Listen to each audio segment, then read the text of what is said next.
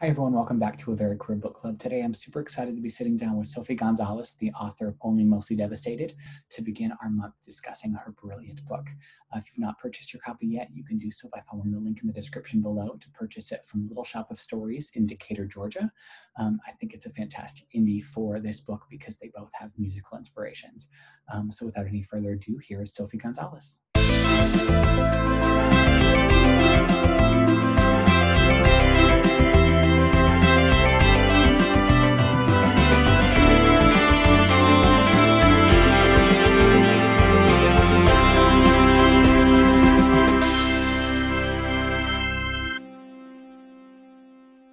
Well, hi, Sophie. Thank you so much for joining me. How are you doing?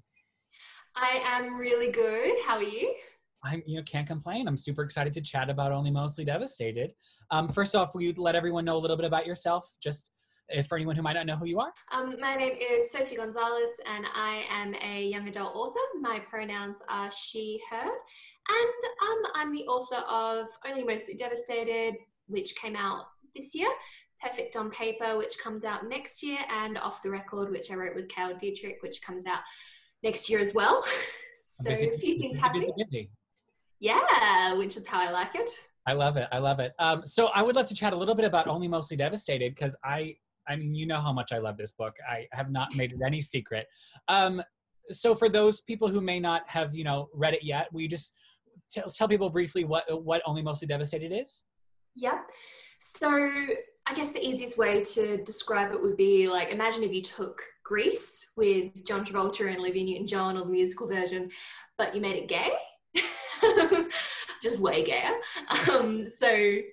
Amazing. It's a rom-com, and it follows a boy called Ollie who has this whirlwind summer romance over at the lake with this guy called Will.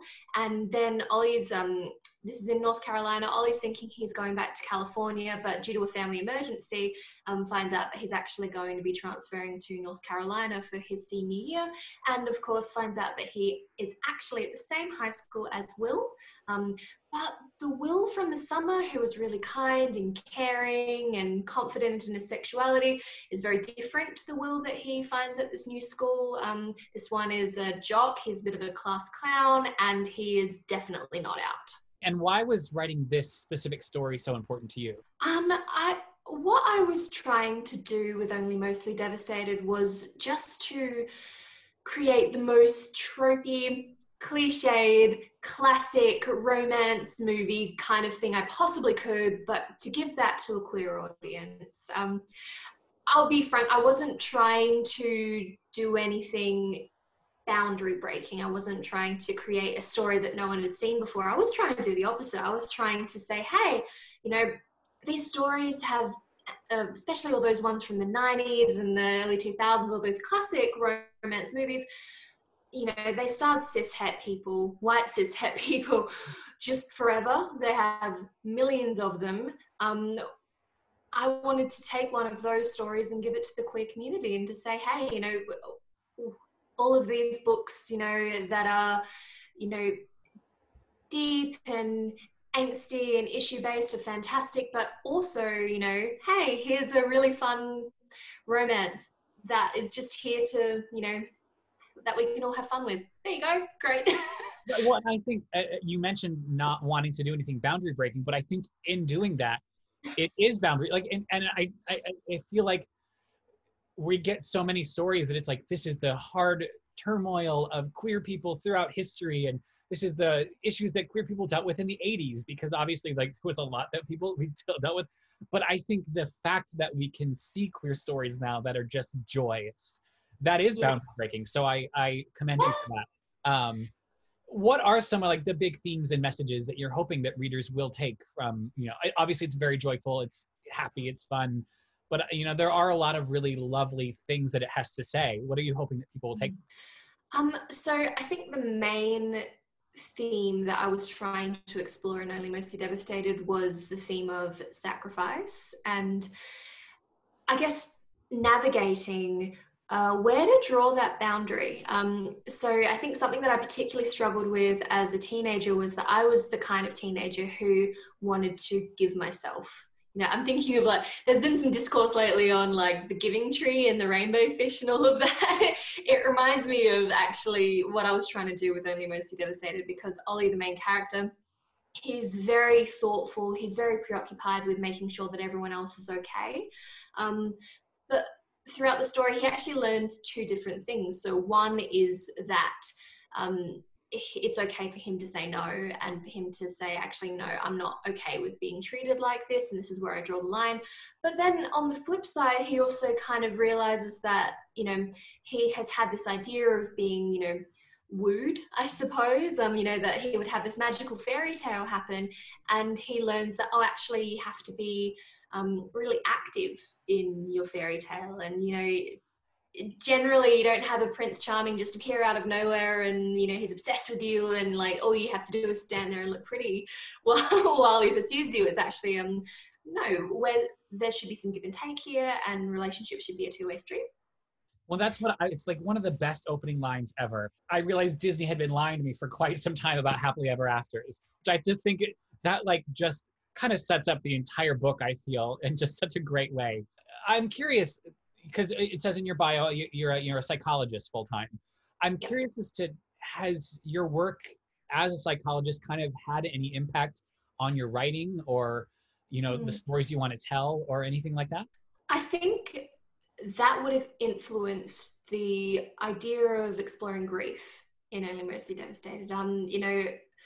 There is a death that happens in the book, and there is, it explores the aftermath of that and how people handle grief in different ways. And I think, being a psychologist really made me want to explore that, because I think particularly when people have their first big death, their first big loss, one of the questions that you hear so often is, well, why am I reacting like this? Is this normal? And what I was really trying to do is show, hey, here's 6 different reactions that all look very different to each other, and they're all normal, and there's nothing wrong with any of them. You might experience this, you might experience something totally different. It comes in waves. There is no set pattern, and just trying to demonstrate that so that people, I think when people see things on the screen or in a book and they go, hey, actually, this is how it can look, then maybe when they do eventually, unfortunately, experience that themselves, they're less taken aback and less confused about it. I kind of want to go back also just to briefly Grease, because I mean, you mentioned wanting to tell the trope-filled story for queer people, but I want to know, was there anything specifically that drew you to Grease? Yeah, it was actually just an interesting conversation. So I was on the phone with my agent, and we were talking about all of the different classic movies, kind of similar to the conversation that I was just having with you earlier. And we were just having a conversation about how those stories would be similar and different if you threw a queer lens. And the topic of Grease just came up during that. And it was because I guess it's just one of those really, really quintessential books. Well, it's not a book, stories that everyone knows. And it's just one of those ones that it's very ingrained in the culture. And how might this look different if it was through a queer lens? And we were kind of saying like, this scene could be explained away by this. So in the end, Only Mostly Devastated was never meant to be a straight retelling of Grease. It's more taking that jumping off point of these two people meeting over summer and then running into each other again at school, and saying, okay, well, what if the conflict there was that one of them was out and one of them wasn't? Where would that go? Where would it go from there? And then it turned into its own story a little bit. It's interesting because when you see people who have read Only Mostly Devastated, some of them are like, oh, there was Grease all the way through it. And some were like, there was no Grease. And I'm kind of like, well, it's because it wasn't a straight retelling, but there are a lot of homages in there. And I think actually a lot of things that I've still yet to see anyone mention or pick up on. So I'm like, I wonder if that was too subtle. Well, what I think I love most is because I kind of think I fall in the middle. I definitely feel a lot of like what you said.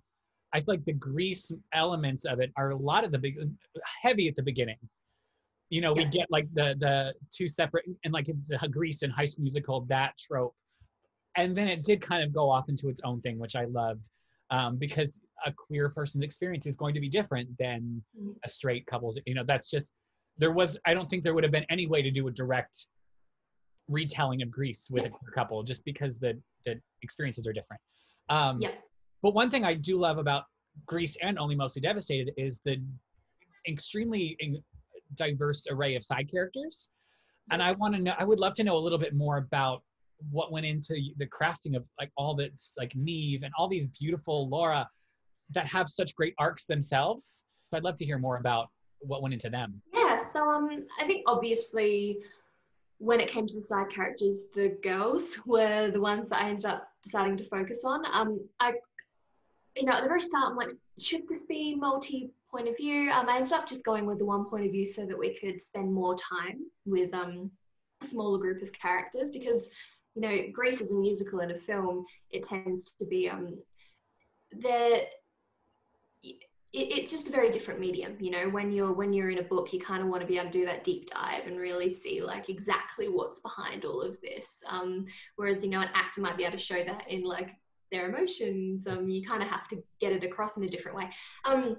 So again, with the homage, there were little things that went into the girls. For example, Juliet's name is a French name, and you know, I was thinking like Frenchie. That was just stupid, like inside joke for me. But there's some small things like that. There's also, there was a moment. I want to come back to the side characters, but there's a moment where he's playing guitar and the notes he's playing are notes from, I forget which song from, and I was just like, and I didn't pick up on that, but I was talking to a friend who read the book, who's a musician, and that was something they immediately picked up on. And so there's a lot of lovely Easter eggs that I'm sure even I haven't picked up on. Yes, the Easter eggs are definitely a thing. And then I kind of thought about, okay, what did the girls in the original story go through, and how might that be updated or changed so that the essence is still the same? So I thought about Frenchie. You know, her big plot in Greece is dropping out of beauty school.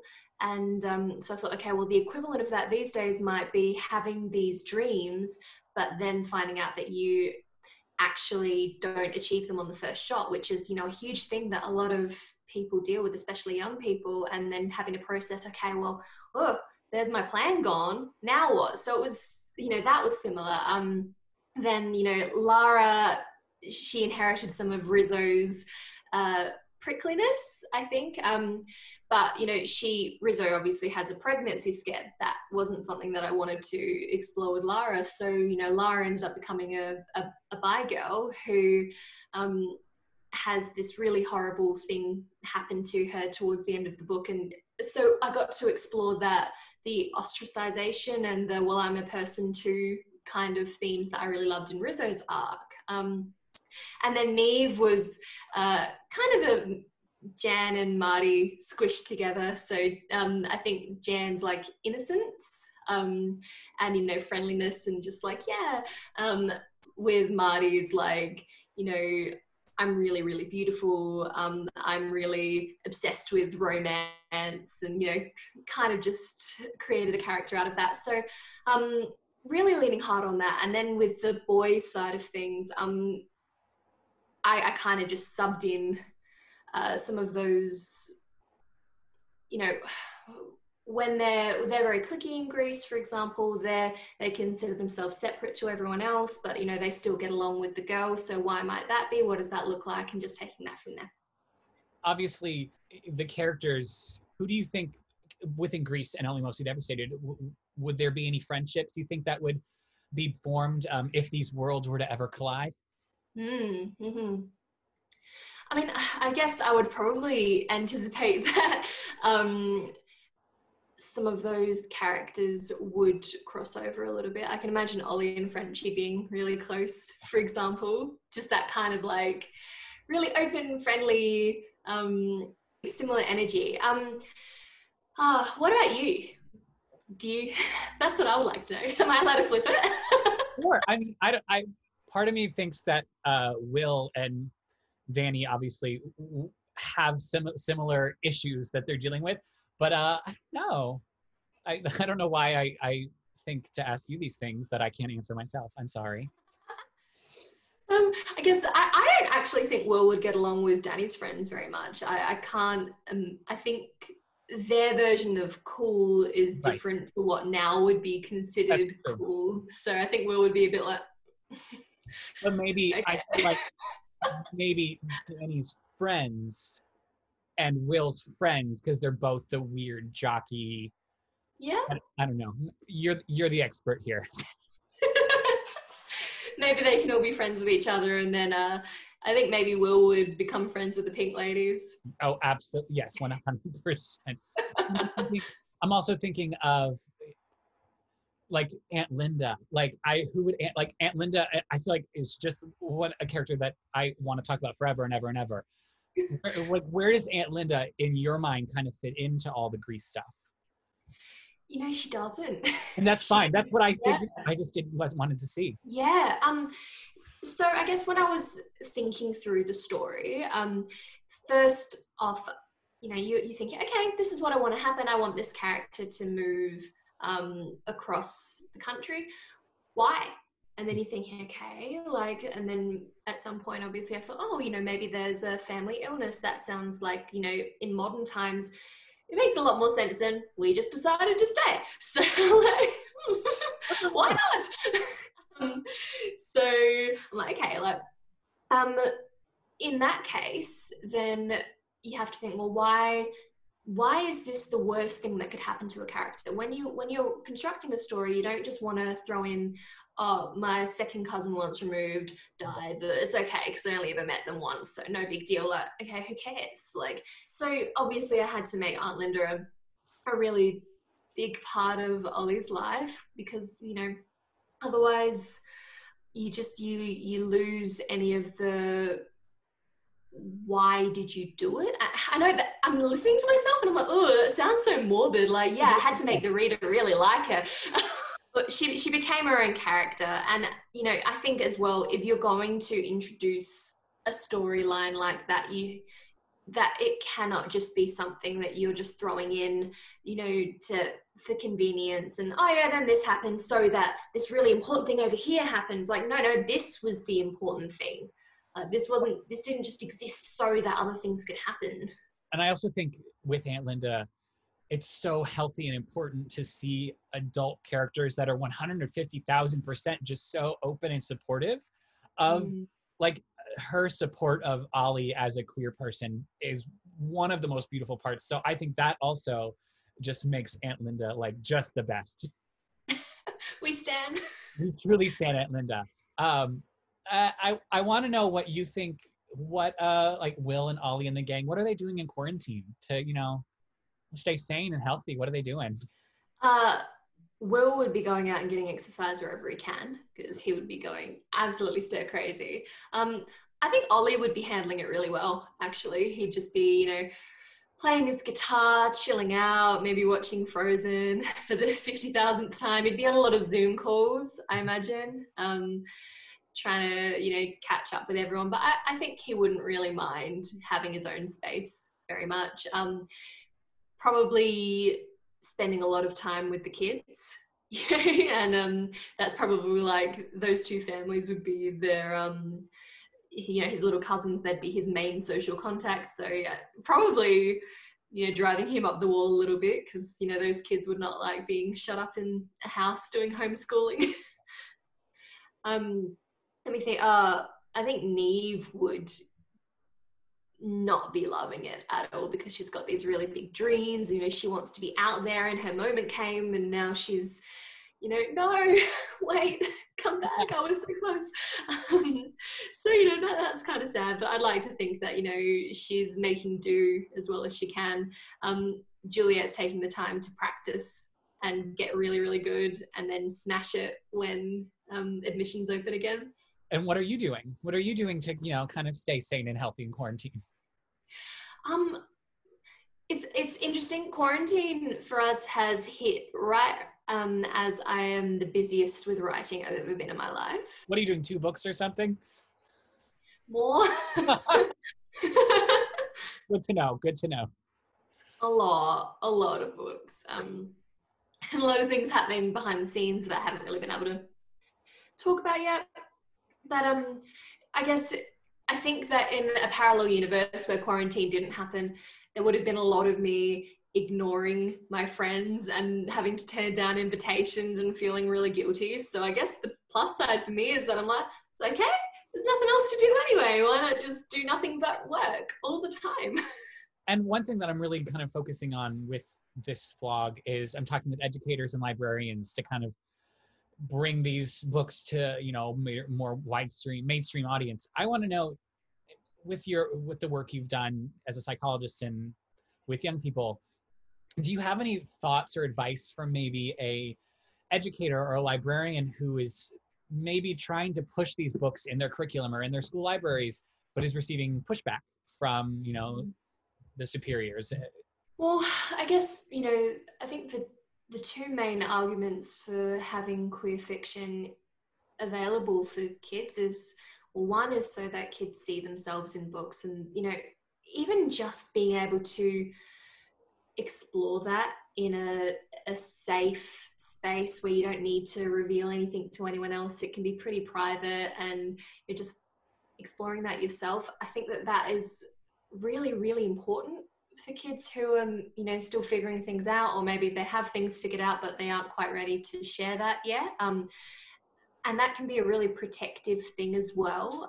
When it comes to mental health, knowing that there are other people out there who are in your spot, and having these stories that have the happy endings and, you know, things working out is really important to be able to show someone who's a little bit worried about how things might end up going for them. But then on the other hand, even just to have them there so that everyone can access them. This goes for queer fiction, but it also goes for any diversity in fiction.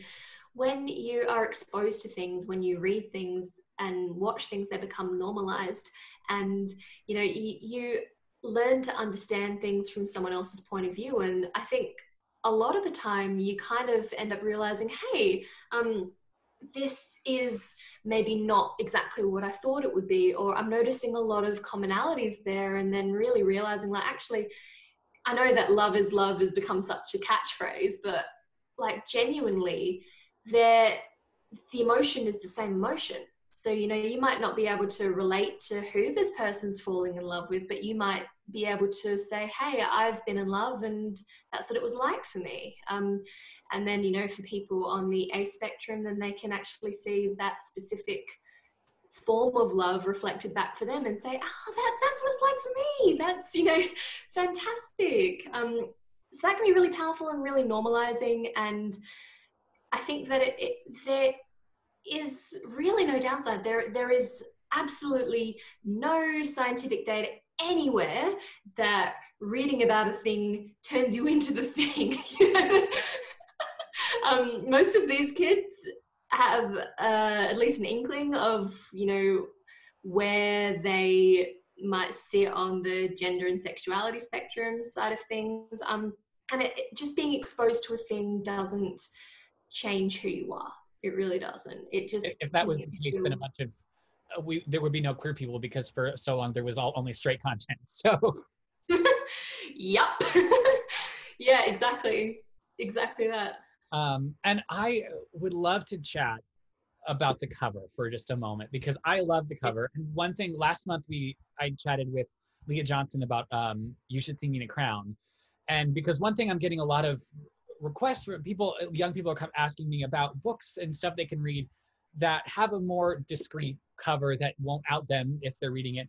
And I feel like, I mean, other than the two of them staring at each other, this is a pretty discreet cover. I want to know, I don't know how much you were involved in the design of the cover, but I love this cover. It's gorgeous. And I just want to know what your thoughts are on that, like whether making it super gay or not super gay so young people can read it. What are your thoughts on that?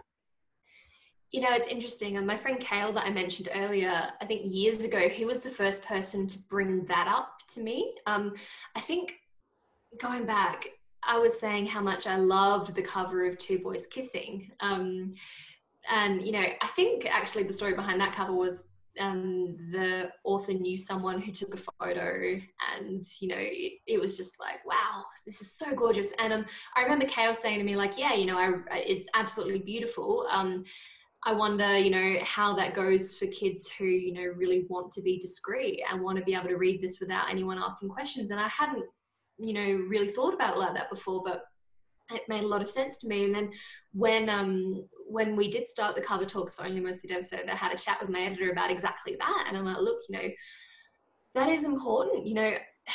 It's a tricky one, because on the one hand, you want to be able to have that rep and to normalize it. And for people to be able to see something like that on a cover, like, how empowering. But then also it's really important that, kids can go and check this out from the library and not be asked anything that they're not comfortable answering. So yeah, I'm with you. I think that it strikes that really good balance between, that there is rep on there. Like, if you know what you're looking for, it's there, but it's not necessarily something that a middle-aged straight person might look at and question. I mean, some of the things that people see in movies and TV shows and still somehow say are straight, it's like, you guys are in excellent denial. We would have to scream it at you for you to pick up on it.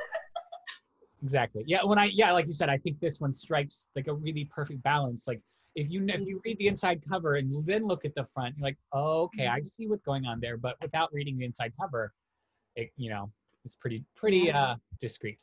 I would love to know what's coming up. You mentioned the 2 projects you have coming up, but I would love to hear more about them, because I know I'm super, super excited about them. So I want you to tell everyone else about them.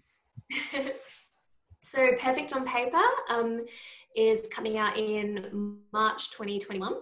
And it follows a bi girl who she runs this dating advice service through an abandoned locker at school, and she's in love with her best friend Brooke, who is a lesbian but has never shown any interest in her. And then one day she is caught running the locker by one of the senior guys at her school, and he hires her to be his personal dating coach to help him win his ex-girlfriend back. It is a rom-com. I think it's a lot of fun. And I think the thing that I really, really love about it is that I had the opportunity to explore the experience of being bi, and the internalized biphobia and erasure of bi people, specifically when they are not in a same-sex relationship. So, for example, in Perfect on Paper, Darcy is a cis girl and she ends up falling for a cis-het guy. And it's such a big part of her identity that she's, queer. She's part of the school's queer and questioning club. It's such a big part of her identity. And now what? She doesn't know if she still feels that she quite belongs in the community. She's hearing some things from people that aren't nasty, but they're kind of going like, oh, So yeah, just really being able to explore that. And I think that it doesn't get too dark at any point. I really try and lean on the hope and the love and just that found family aspect of the queer community and the positive sides of the queer community. So I really love that. And then Off the Record is a collaboration novel with Cal Dietrich, and it is just summarized as a boy band romance. It is about these 2 guys in a boy band, the biggest boy band in America, and they end up falling for each other, and then their record company wants them to hold off announcing it, just while they do a couple of things that, specifically they would prefer for that to be a secret during that. And then they start to realize that the goalpost keeps moving and maybe they're not actually ever going to be allowed to come out. Oh, I'm so excited about both of these. And I want just briefly, I'd like to go back, because what you discuss in Perfect on Paper is a side character moment though, but it is still also in Only Mostly Devastated, which I think is such a powerful thing, because I feel like that is such a side of the queer experience that is so underrepresented in fiction. So I'm so thrilled that you're writing so much of that, because I think that is such a valid experience that isn't talked about enough. So Perfect on Paper was actually born from feedback that I got on Only Mostly Devastated with Lara's arc, funnily enough. Someone within the queer community said to me that they didn't like Lara's arc because she settled for a guy at the end, and what's the point after she's gone through this big coming out as bi? And at first I was crushed. I was like, oh no, I've betrayed everyone, I've done it wrong. And then I was like, but she came out as bi. Right. It's still a valid partner. But, yeah, she hasn't uncome out. Right. Like, she didn't take that back. It's still there. It's still part of who she is. Yeah, so I, instead of feeling terrible about myself, I just went, okay, let's do that again, but bigger. Go big or go home. I'm obsessed. Sorry. So the last thing I want to know, if you had to sum up in a word or a sound how you hope that Only Mostly Devastated makes readers feel, what would that word or sound be? Hopeful? I love that. Thank you so much for sitting down to chat. This has been such a joy. Thank you. Thank you so much for having me. Of course. Well, thank you so much for joining me this week with this chat with Sophie. Next week, I'm sitting down with the editor of Only Mostly Devastated from the UK, Tig Wallace from Hachette. So until then, have a fantastic week.